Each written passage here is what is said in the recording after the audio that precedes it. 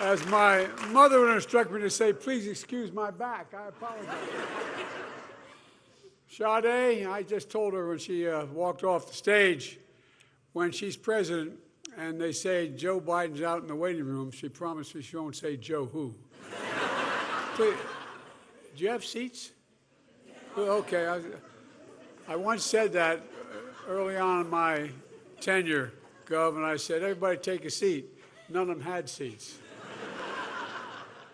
Well, I tell you what, you guys are impressive. And three of you are really close friends. And one's about to become a close friend. Gov, my problem is your biceps are a little small.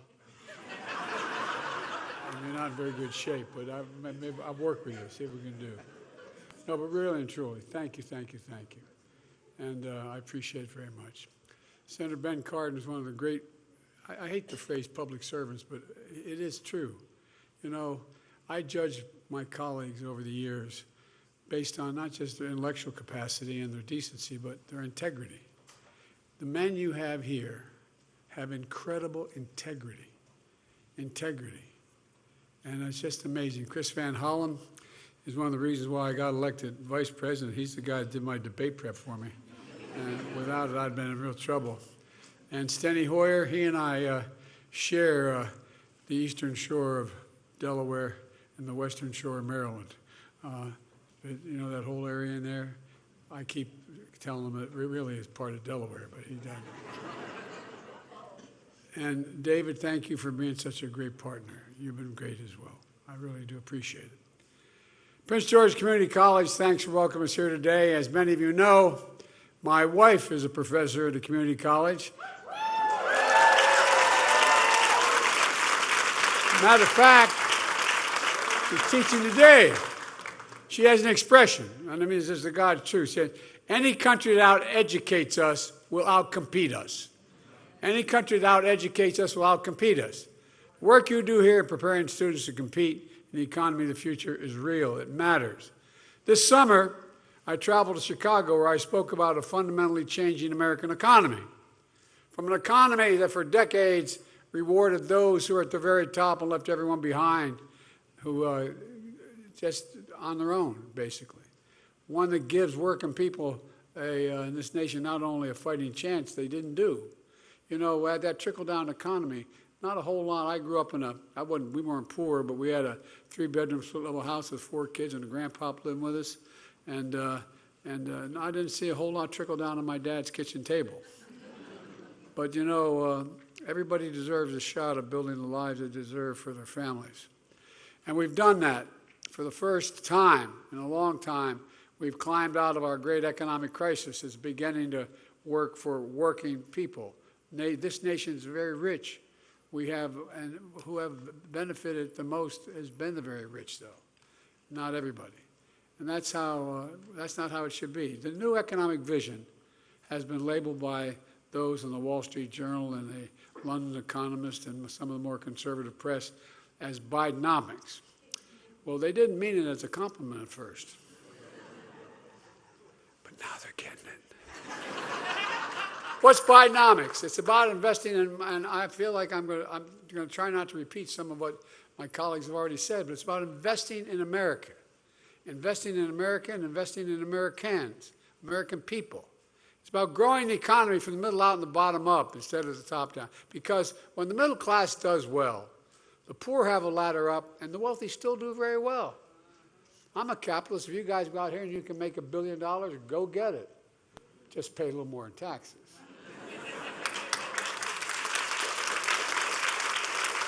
But look, but our friends on the other team, on the other side of the aisle, they have a very different vision for America. And by the way, you have this, I think you have this book on your table, on your chairs, maybe not. Well, I thought did my staff hand this out? You just have a little one. Well, I'm the only president who hands out the opposition's economic plan. Oh, you think I'm kidding? Protecting American Economic Security, fiscal year 2024, the budget of the study committee of Kevin Hearn, budget, and it goes on. This is the mega budget. You know, I want you to take a look at it. I think we have other copies of it. If we don't, we'll get you some. So since I've come to office, all they've really done is attack me and my economic plan. There hadn't been much else. Even though we've created, as has been pointed out, over 13 million jobs, more jobs in 2 years than any president's created in a 4-year term. Even though, I'm not looking, even though we've had 19 straight months of unemployment under 4% for the first time in American history.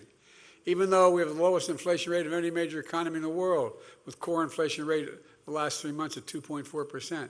We got more to do, even though we've created 800,000 manufacturing jobs and a manufacturing boom we haven't seen in decades. Even though America, as we met here today, has the strongest economy in the world. Let me say that again. America has the strongest economy in the world of all major economics. And all they do is attack it.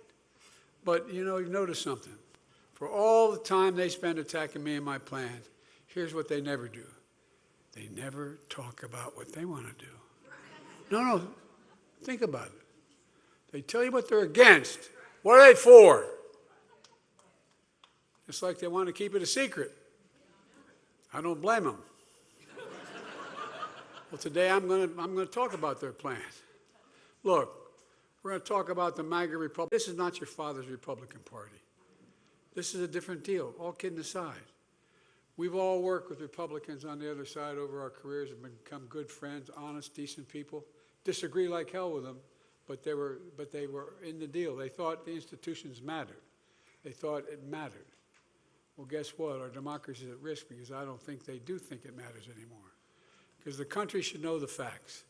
They should know the choice between Bidenomics and MAGAnomics. American growth and hope, and we're building, or American lost jobs, raising fears. MAGA Republicans gave us a few short years ago.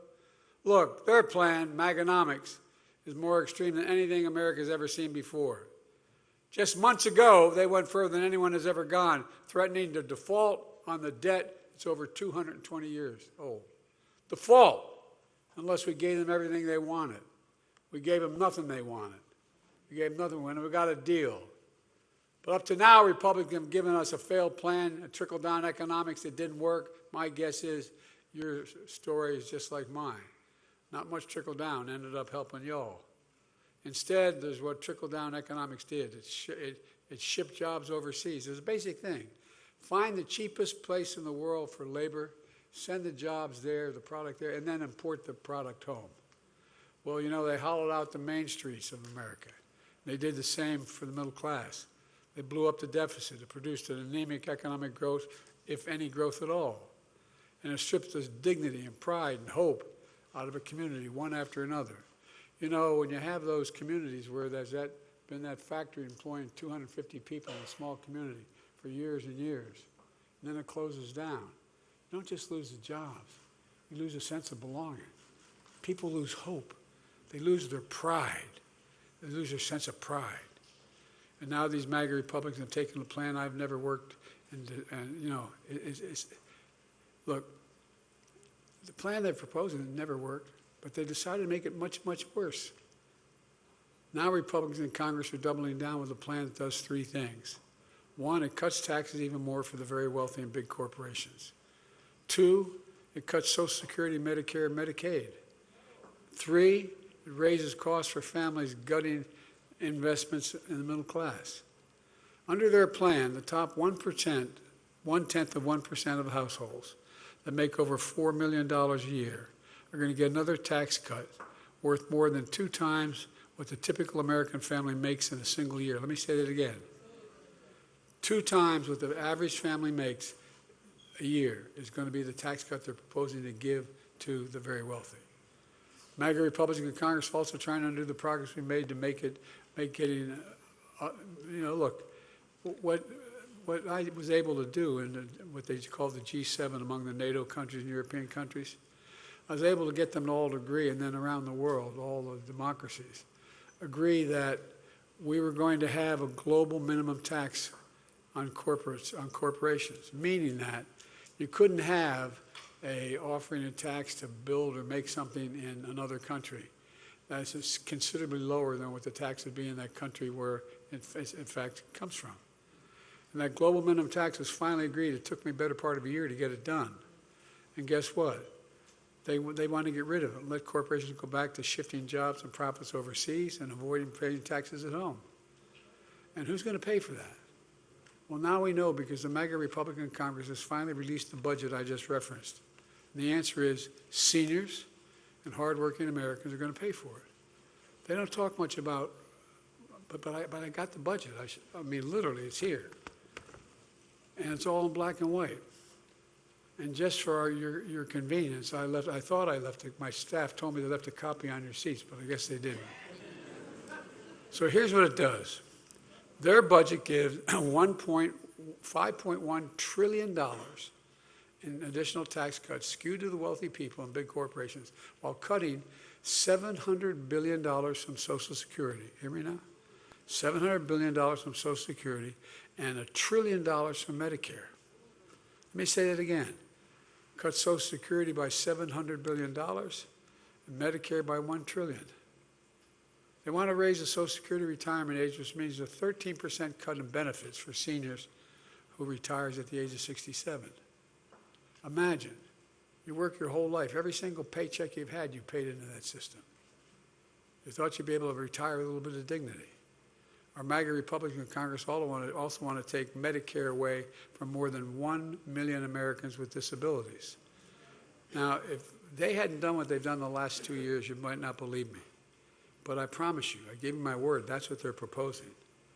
They want to cut Medicaid in the Affordable Care Act and the Children's Insurance Program by more than half.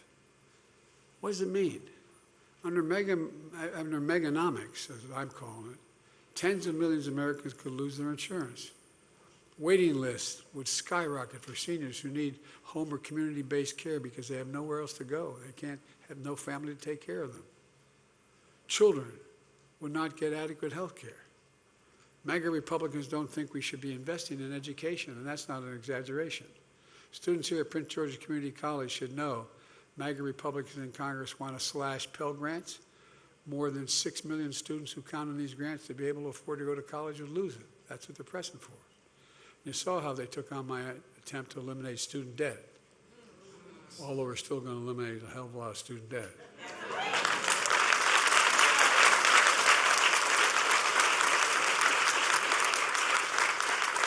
And by the way, they actually want to cut 1,800 food safety inspectors. I'm serious. I mean, unless I was in, I don't know, Russia, you wouldn't think this would make any sense. But here, so they want to slash research on cures for cancer and Alzheimer's by nearly $4 billion.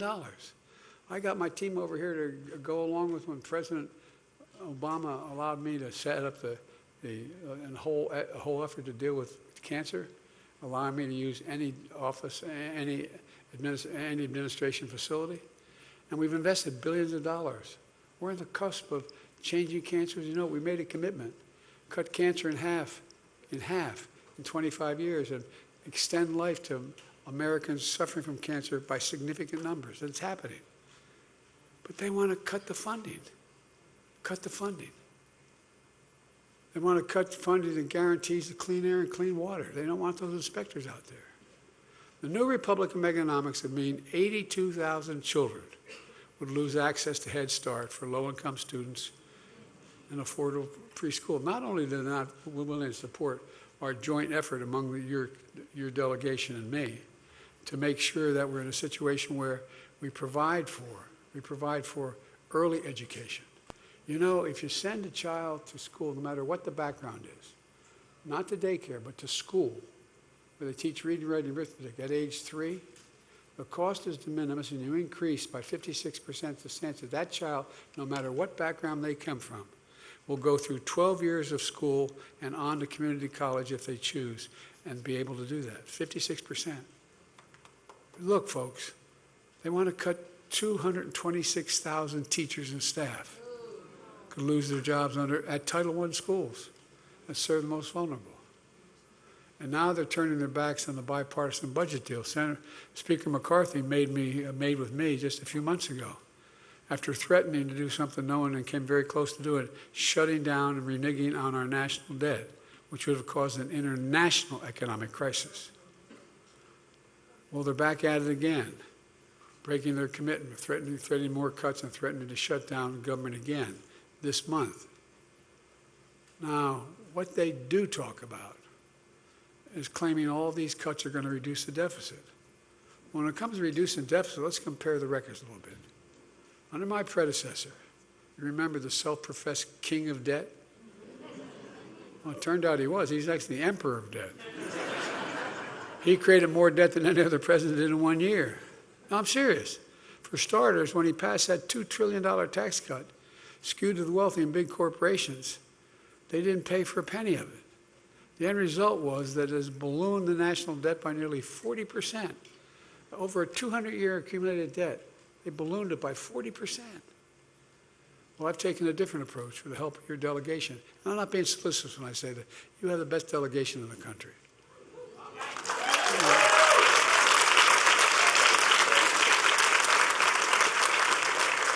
And that's not just because my whole family's from Baltimore. Look, we just cut the budget deficit by they helped me cut the deficit by $160 billion. $160 billion. You know how we did it? By giving Medicare the power to negotiate for lower prescription drug costs. I, along with your senators and congressmen, have been trying for our whole careers to take on Big Pharma. Well, they've intimidated. They spent $200 million on having their lobbyists make sure that didn't happen. But guess what? It happened. We finally won. Not a single solitary Republican voted for that. And now they want to repeal it. I hope American seniors are listening because we've made enormous progress here. Let's be clear. We pay more for drug prices for prescription drugs than any nation in the world. And let me be precise with you.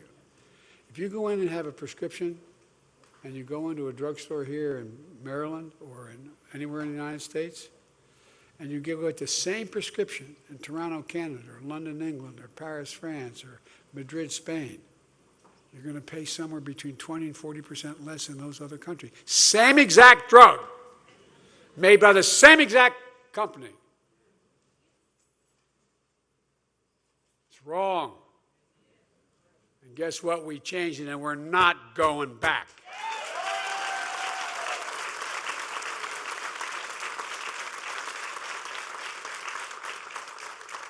I don't get it, man. Up till now, seniors have been paying up to $400 a month for their insulin. We've reduced that to $35, and at $35, the drug company is still making 350% profit because the guy who invented the insulin for diabetes didn't patent it because he wanted it available to everybody. To make it and to package it costs $13 to $14, and they're paying $35 now for it. $35. Democrats just got, and Republicans are trying to take that away. We did something else, too, you should be aware of. Just a few years ago, as was pointed out, 55 of the largest corporations, the Fortune 500, paid zero in income tax, and they made $40 billion. I said I was going to do everything I could to make sure they start paying their fair share. Well, we changed that. Now the biggest corporations have to pay a minimum tax of 15%, so they don't get away with paying nothing. As a matter of fact, they're supposed to be paying a minimum of 21%. 21%, that's what the tax law says. You know, big corporations are, by the way, I know a little bit about big corporations. I'm from Delaware. More corporations are incorporated in Delaware than every other state in the United States of America combined. And look, I want them to do well, but pay your taxes. But they're complaining. So MAGA Republicans are carrying their water. They want to go back to telling them pay nothing again and you have to pick up the tab instead. You pick up the tab. Not only are they refusing to take corporations, make them pay their fair share. Early this week was reported that MAGA Republicans are planning to give an additional, this is not, again, this is all public, an additional $1 trillion tax cut. $1 trillion tax cut for big corporations. We're doing very well, I might add. Apparently, they think corporations which make record profits in recent years pay too much in taxes. It's unbelievable. To hear mega Republicans in Congress tell it the only way to reduce the deficit is to cut Medicare, Social Security, that you have paid for in your whole life. From the time you've had your first job, you had to pay into Social Security. Out of every paycheck. Give me a break. These guys are just plain wrong, and they proved it. On my watch, the deficit already has fallen by over $1 trillion. $1 trillion so far. I signed legislation to reduce the deficit by another $1 trillion over the next decade. And the budget I'm putting forward this year would cut the deficit by another $2.5 trillion on top of that. We're doing it by making the wealthy and big corporations begin to pay their fair share. I'm not talking about 70% taxes. I'm talking about 36% fringe taxes, 24% taxes. How many of you think the tax code is fair? Raise your hand. Even if you're making it. No, I'm serious. Even if you're making a lot of money. You know, we've gone in the pandemic from about 740 billionaires in America to 1,000. Well, guess what? These billionaires pay an average of, guess what? Less than 8% in federal taxes. Less than 8% on a yearly basis. They pay a lower tax rate than a firefighter, a teacher, a cop. How can that be right? How can that possibly be right? My friends came up with an answer. Guess what? The Republicans, last time out, when they were in charge, and the last president was there, what they did was they cut the number of tax examiners. They cut them. Everything, well, that's great. You want to get rid of those tax examiners. Guess what? They cut all the folks that are very sophisticated tax examiners. That takes years to learn how you go through $1 trillion income, how you determine what they pay. They cut them. It's time billionaires began to pay at least a minimum tax of 25%, for God's sake. There'll still be multi-billionaires at that. We ought to make the tax code more fair, not less fair. That's why I promised that no one making under $400,000, I've never seen that, but no one making under $400,000 will see their federal taxes go up a single penny. Like, I've kept that promise, and I will keep it. That's why I expect the child care tax credit, helping millions of middle-class families. It's a great benefit to those families. It increases economic, and by the way, it increases economic growth. All the things we do for middle-class and working-class families increases economic productivity. When you have a child care tax credit, you're a middle or lower middle-class income person. Guess what? It means you can get help for your kid and you can go to work at the same time. And now MAGA Republicans in Congress did not support continuing that extended tax cut. And this week we learned what happened as a result of their position. About 3 million more kids are now living in poverty because we've cut that again. I'm fighting to restore the child tax credit and once again lift these kids out of poverty. Folks, it wasn't that long ago we were losing jobs in this country. In fact, only 2 presidents in American history with fewer jobs the day they left office than when they started. One was President Hoover, and the other was Donald Hoover Trump. Seriously, only 2 presidents in American history. And look, you may remember my predecessor promised to be the greatest job president in history. Well, it didn't really work out that way. He lost 2 million jobs over the course of his presidency, 2 million. We've created 13.4 million new jobs. We not only recovered all the jobs we lost during the pandemic, we've added millions more.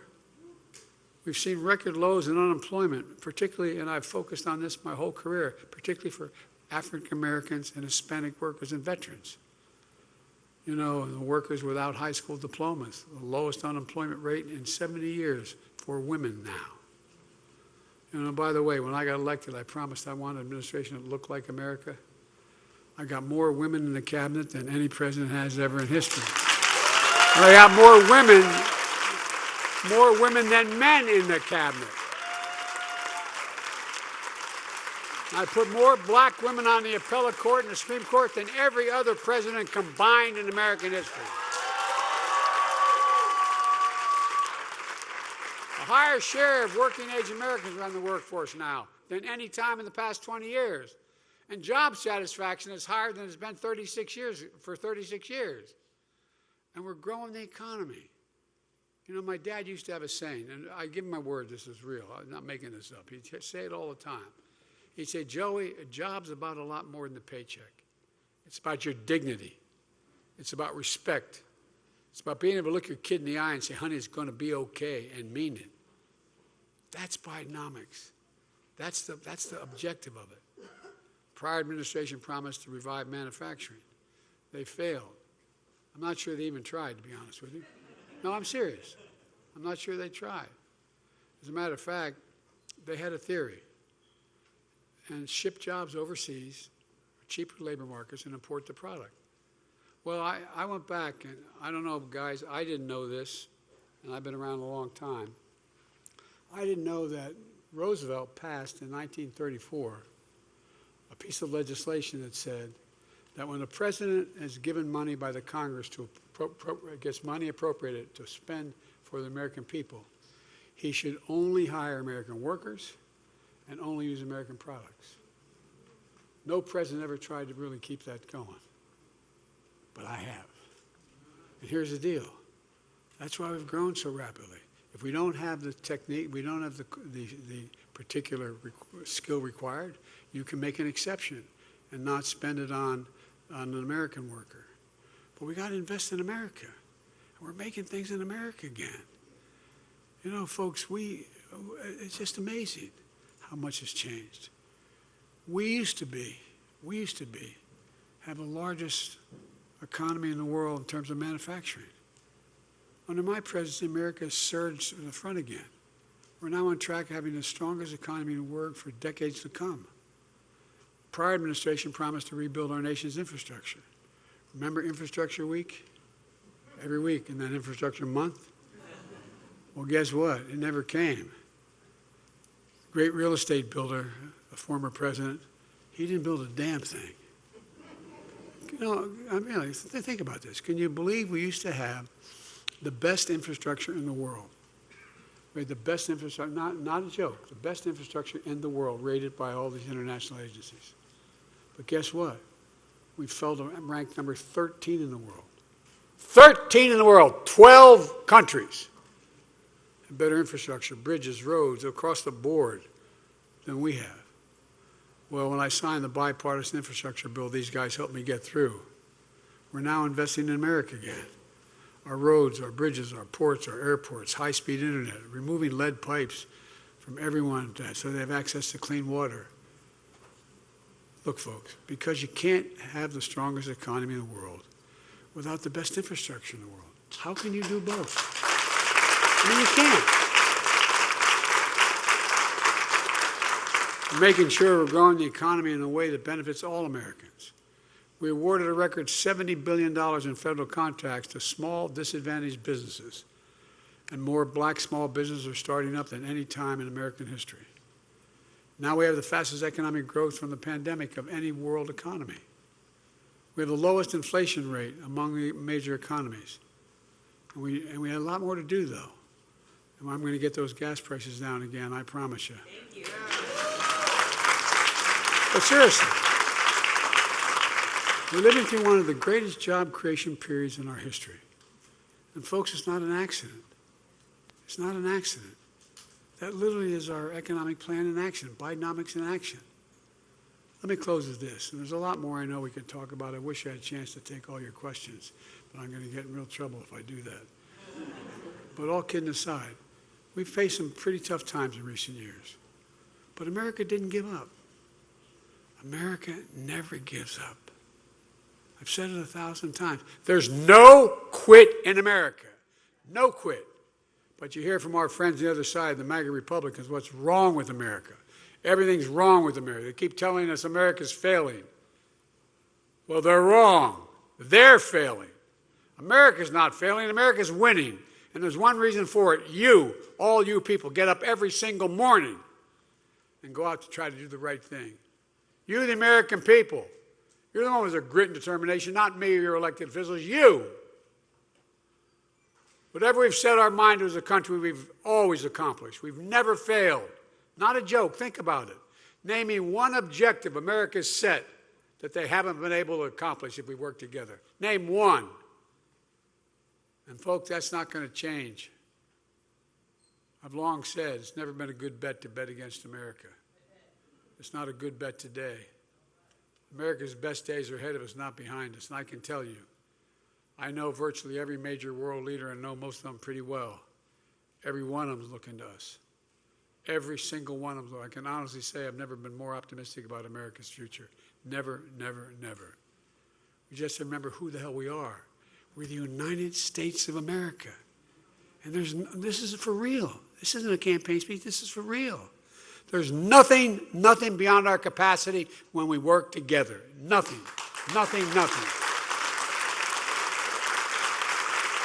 Folks, one of the reasons I'm so optimistic is we really are the most unique nation in the world.